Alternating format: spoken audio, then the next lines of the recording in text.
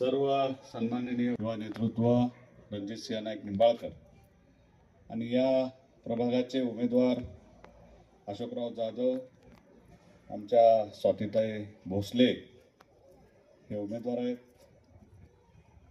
संशयदादा आहेत. आणि पहिलं कौतुक तर दीपकरावचं करावं लागेल मला. दीपकरावने चांगला निर्णय घेतला.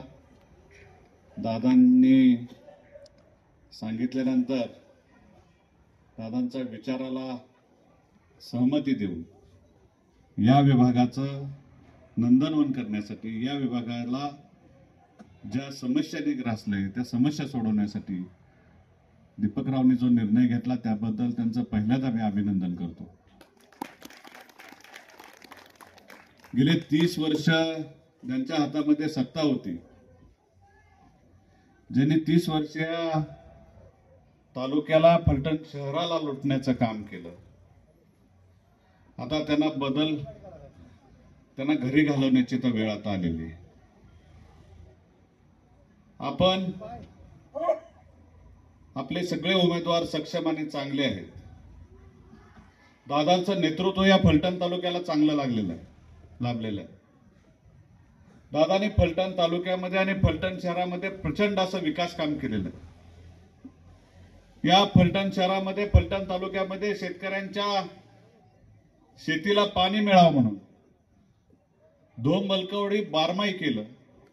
मीरा देवदरचं पाणी आपलं बारमाही आणलं की गेले 23 वर्ष या भागाला पाणी नव्हतं आणि ते पाणी आणण्याचं काम दादांच्या माध्यमातून झालं. ते काम अशासाठी तुम्हाला आता आठवण करून देतोय की हा संत बापूदास नगर, हनुमान नगर हा जरी शहराला लागून भाग असला तरी तो शेतकरी, सर्व शेतकरी या भागामध्ये राहतात आणि शेतीवरतीच त्यांचं रोजचं जीवनमान चालू असतं, प्रपंच करण्याचं काम चालू असतं. आणि हा सगळा विचार करून जे आपल्या हक्काचं पाणी होतं ते पाणी 23 वर्षापूर्वी आपण अडवून ठेवलं होतं, ते पाणी आपल्याला मिळत नव्हतं. ते पाणी बारामतीला जात होतं आणि त्यांना तो विरोध पत्करून आपल्या फलटण तालुक्यातल्या सर्व शेतकऱ्यांच्या शेतीला पाणी मिळावं म्हणून संघर्ष करून ते पाणी पहिलं आणण्याचं काम दादांच्या माध्यमातून झालं आणि आपला विकास आता त्या निमित्तानं सुरू होणार आहे. शेतकऱ्यांना उत्पन्न मिळालं, शेतकरी चांगला धान्य पिकवू शकला, फळबागा पिकवू शकला, पालेभाज्या चांगल्या. पाणी जर आपल्याला असेल तर कसलीच अडचण आपल्याला येत नाही. विकास कसा होतो तर विकासाचं नेतृत्वाने आपल्या विजन ठेवलं होतं. विकास एका दिवसात होत नाही, त्याच्यावरती 5 वर्ष काम केलं. 5 वर्षामध्ये तालुक्यामधल्या शेतकऱ्याला समृद्ध बनवण्याचं काम केलं. शेतीमध्ये पाणी असेल तर पाणी असल्यानंतर पिकं चांगल्या पद्धतीने येतील, माझ्या शेतकऱ्याला चांगले पैसे मिळतील. मिळणारे पैसे अजून जास्त कसे मिळाले पाहिजे त्यासाठी त्यांनी रेल्वेच फलटण शहरामध्ये आणली की ती रेल्वे फलटण जंक्शन होतंय, कन्याकुमारी पासून काश्मीर पर्यंत रेल्वे आपल्या फलटण मधून जाणार आहे. आणि मग रेल्वे कशासाठी आणली विरोधक ओरडत होते. रेल्वेचं काय काम आहे? रेल्वेचं काम त्यांना कधीच कळणार नाही. त्यांना विकास कसा करायचा असतो तो कधीच कळणार नाही.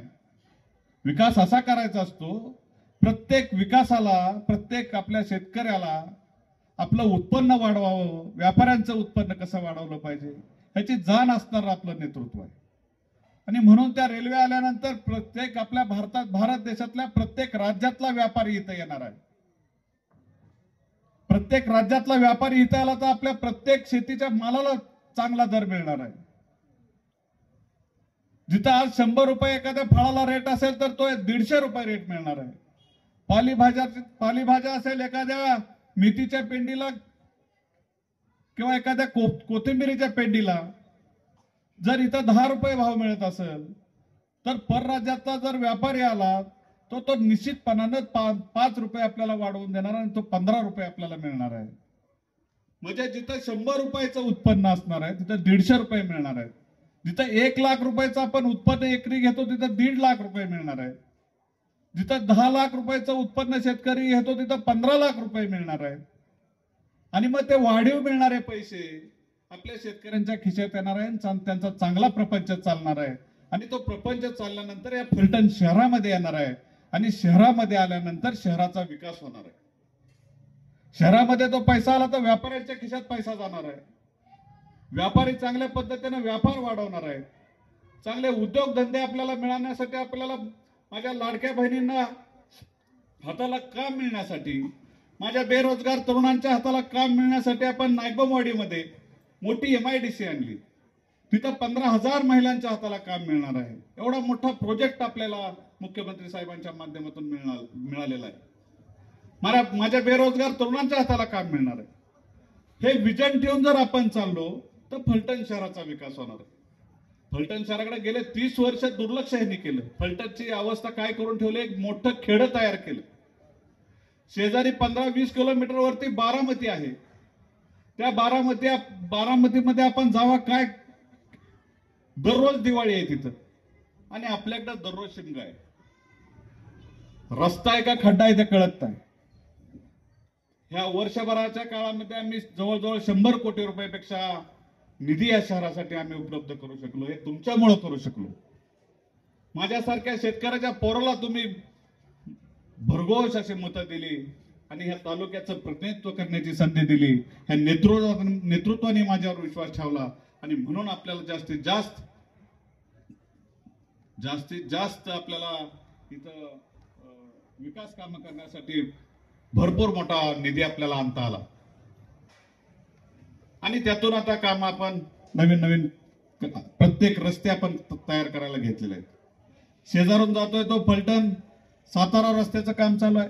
तोही रस्ता आता कंप्लीट होतोय. फलटण पुसेगावचा रस्ता चांगला केलाय.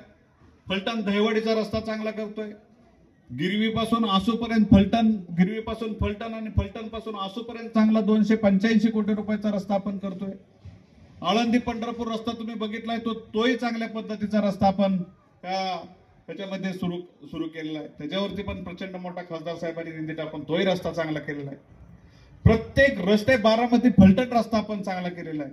प्रत्येक फलटणला जोडणारे रस्ते आपण चांगले केलेले आहेत. एकही रस्ता, प्रत्येक रस्ता सिमेंटचा आहे की ज्याला 30-30 वर्ष आता खर्च करावा लागणार नाही. आता खर्च करायचा आहे तो फक्त आपल्या शहरासाठी करायचा आहे, शहरातल्या रस्त्यांसाठी करायचा आहे, विकासासाठी करायचा आहे. म्हणजे प्रत्येक काम करत असताना त्याचं नियोजन ठेवून 30-30 वर्ष आपल्याला त्याला आता पैसे लागणार नाहीत. एवढं मोठं काम दादांच्या माध्यमातून झालं.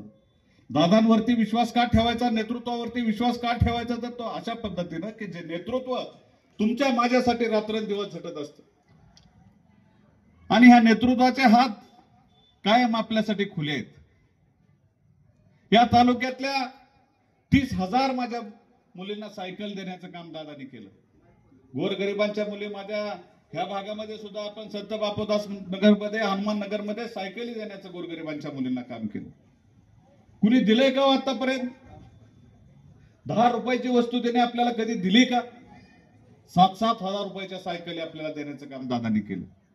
स्वतःच्या उद्योगधंद्यातून, स्वतःच्या कारखान्यातून मिळणारे पैसे, त्यातून मिळणारा नफा, आणि नफ्यातून आपल्याला 100 रुपये मिळाले तर त्यातले 20 रुपये गोरगरिबांना देण्याची भावना असणार आपलं हे नेतृत्व. गोरगरिबांची दिवाळी चांगली व्हावी, गोरगरिबांची दिवाळी गोड व्हावी म्हणून आपण दिवाळीचं किट सुद्धा गेले 8-10 वर्षापासून दादांच्या माध्यमातून आपण गोरगरिबांना देत असतो. माझ्या मुस्लिम बांधवांसाठी आपण ईदला, रमजानला दूध वाटपाचं काम करत असतो. माझ्या मुस्लिम समाजाला दिवाळीला, त्यांनाही दिवाळी साजरी करता आपण फराळाचं वाटप करत असतो. अशी प्रत्येक गोष्ट गोरगरिबांना स्वतःच्या व्यवसायातून, स्वतःच्या नफ्यातून ते देत असतात. असं एक उदार नेतृत्व आपल्या तालुक्याला लाभलेलं आहे. मग आता विचार करण्याची वेळ आलेली आहे. आपण कुणाबरोबर जायचं की जे कधीही आपल्यासाठी उपयोगी पडले नाही. आपल्या नगरपालिकेच्या शाळा ज्यांनी बंद केल्या, नगरपालिकेचे दवाखाने बंद केले, नगरपालिकेमधला जो विकास करायचा असतो तो विकास पूर्ण थांबवला. ज्या मूलभूत गरजा आहेत त्या कुठल्याही मूलभूत गरजा त्यांनी आता 30 वर्षामध्ये आपल्याला दिलेल्या नाही. आणि आपला शाळा बंद का केली तुम्हाला थोडक्यात सांगतो. गोरगरिबांना नगरपालिकेची जर शाळा असेल, तुमची जिल्हा परिषदची जर शाळा असेल तर मोफत शिक्षण माझ्या मुलींना मिळतं, मुलांना मिळतं. प्रत्येक बूट त्यांना दिला जातो. त्यांना वह्या, पुस्तकं, पेन, पेन्सिल, दप्तर हे सरकार मोफत देतं. बालवाडीपासून त्यांना आरोग्याची सेवा आपलं सरकार देतं. या सगळ्या गोष्टी एवढं सरकार देत असताना त्यांच्या शिक्षण संस्था चांगल्या चालाव्यात, त्यांना 35,000 रुपये त्यांना मिळावेत म्हणून आपल्या मराठी शाळा चांगल्या असणाऱ्या बंद पडल्या, आपल्या नगरपालिकेच्या शाळा बंद पडल्या आणि त्यांचं पोट ते भरत गेले. या शहरामध्ये 130 कोटी रुपयाचं अंडरग्राऊंड गटर केलं होतं. ते गटर सुद्धा कधी चालू केलं नाही, ते कायम बंद राहिलं. 130 कोटी रुपये तुम्ही आम्ही जो टॅक्स भरतो त्या टॅक्सच्या माध्यमातून ते पैसे आपल्या कष्टाचे पैसे नगरपालिकेला, नगरपालिकेकडून आपला विकास होतो असे पैसे सुद्धा त्यांनी खाण्याचं काम केलं. असं हा जो चाललेला कारभार आहे तो आपल्याला थांबवला पाहिजे आणि थांबवण्यासाठी आपण नगराध्यक्ष पदासाठी जे रात्रंदिवस आपल्यासाठी झटणारं नेतृत्व आहे असं शमशेरदादा यांना आपण जिल्ह्यामध्ये सगळ्यात जास्त मताने निवडून आणावं अशी मी इच्छा व्यक्त करतो. त्याचबरोबर अशोकराव जाधव आहेत, ते विक्रमी आपले 27चे 27 उमेदवार, एकही उमेदवार आपला पडणार नाही. 27च्या 27 उमेदवार येणार आहे. नगराध्यक्षाचं पद, नगराध्यक्ष जे आहेत शमशेरदादा तेही जिल्ह्यात विक्रमी मताने निवडून येणार आहेत अशी अपेक्षा आपल्याकडून व्यक्त करतो आणि थांबतो. जय हिंद, जय महाराष्ट्र.